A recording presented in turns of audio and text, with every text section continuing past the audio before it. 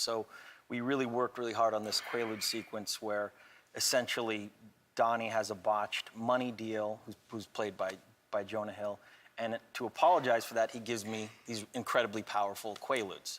I simultaneously find out that my house is being bugged by the FBI, and I got to get back home to him because he's on the phone with Switzerland, and it turns into this sort of insane sequence.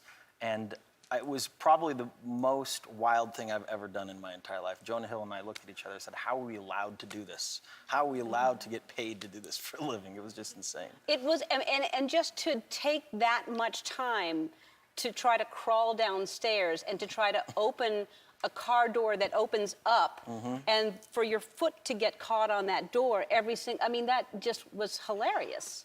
I appreciate that. I mean, you know, it all resulted in this insane sequence at the end where Jonah decides to stuff ham into his mouth as well, and he crashes into a plate glass table, and we were doing the CPR sequence, and, you know, the big challenge that day, we had to do 70 takes because they couldn't get this ham to stick on my face.